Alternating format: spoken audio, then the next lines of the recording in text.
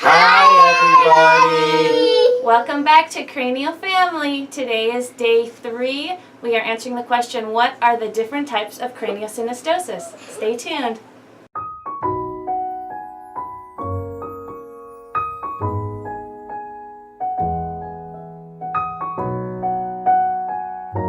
Hey friends, welcome back.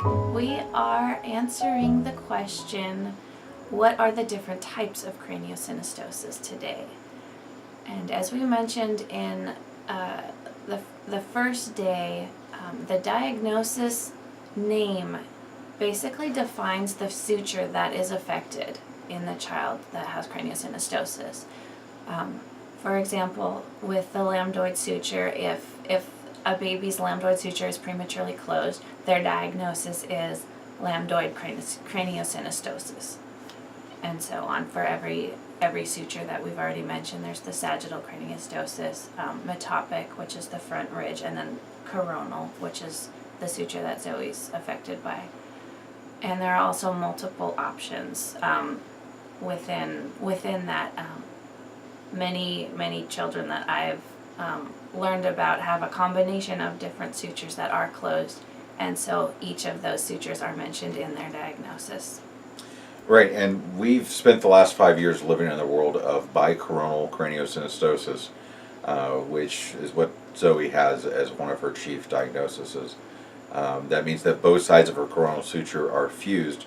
So we're going to spend the bulk of this video actually talking about this. Now, if you want to go to our blog at craniofamilyblog.com, you will actually find pages that talk more in depth based on research that we've done and found from Seattle Children's and a few other resources as well, talking about the different sutures and things to look for and how they present and things to talk to your doctor about. But we're not very well versed in those, so I really don't want to put us in a place of talking about things that we don't know enough about to actually put it out there in this format. So we're going to spend a little bit of time today talking about what coronal synostosis is, what bicoronal craniosynostosis is, and what we saw with Zoe, what we've seen with Zoe as time has progressed. All right, so we'll start with if there's only one side closed, and that would be unicoronal. If this side or this side, just one of them is fused, typically there's a very strong asymmetry where you have one side that grows and grows up toward, it's called towering, where it starts going higher, and the other side kind of is typically forming, so it continues to have the round shape. So in general, you tend to have more of a slanted asymmetry in the head, and that's very easy to see pretty early on if it's unicoronal. As mentioned, our daughter Zoe has bicoronal craniosynostosis, so that means that both sides were fused at birth. This usually presents with what's called a trapezoidal shaped head. So when a child is normally born, the head is able to cone when they are birthed. And Zoe's head did not cone. It actually was shaped somewhat like a box. When she was born, it didn't shape on her way out. And that was one of the first indicators that our doctors and midwife had that there was something definitely going on. And as Katie mentioned with towering, as a child develops, their head and forehead usually begin to slope back as their hair comes in and as their brain grows and the back of the skull starts to expand. But with coronal sutures being fused, instead of just towering on one side, if it's both sides, Zoe towered a lot to where her forehead grew straight up. And that was a lot of the early indicators that we needed to have a second or third surgery with her care team that is following her at least once a year.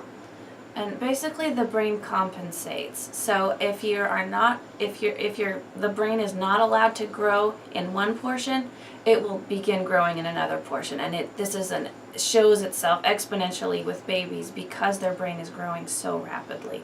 So if you've got basically this whole portion shut off where the brain cannot grow, it will compensate by starting to grow this way. It'll grow upward and it will grow forward, which is very much what you saw. If you scroll through our blog, you can see different pictures of when Zoe was a baby. The brain started kind of forcing the skull to grow forward and upward because this portion was locked in. The skull was already formed so strongly.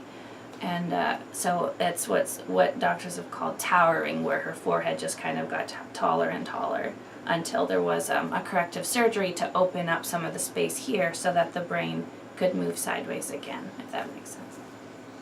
And it's not going to maybe make sense to all of you, but over the remainder of this month and as we have subsequent videos, hopefully we can make it make more and more sense. We've treaded lightly so far around the topic of surgeries, and I believe we'll be talking about the surgeries later on this month. But based on the diagnosis of the child, it also will kind of tell the doctors what kind of surgery needs to happen. There are, I believe, 14 different surgeries that a child could have by name and technical ability for craniosynostosis, and it all depends on how old the child is, how much they weigh, are there any other syndromes that are associated with what they have, what type of craniosynostosis they have. How many sutures are closed and when they closed, how much brain development has been allowed. And so there are many factors that go into that. And there's a very progressive move towards what's called endoscopic surgery for a majority of craniosynostosis. Bicoronal is one that they are in the very early stages of doing for endoscopic. But again, we're going to have another video about surgeries later on this month, so I'm not too worried about getting that out. But I did want to let you know that based on the type of craniosynostosis, which suture is fused or how many sutures are fused, that will also tell a story about what kind of surgery that child may need. So that's it. In just a few minutes, you learned a little bit more about craniosynostosis on day 3 of Cranio Awareness Month. We do thank you so much for stopping by. Please hit that like and subscribe button. If you want to learn a lot more about our journey and where we came from, head over to craniofamilyblog.com. We've got 5 years worth of content there for you to peruse, talking about the surgeries, talking about our daughter, talking about our 2 sons, and just talking about parenting in general. Yes, and Zoe was born in April 2012, so if you want to scroll back to the early years when we were first finding out all about Cranio, that would be the place to start, is in April 2012. Absolutely. We look forward to seeing you guys tomorrow, and see you next time.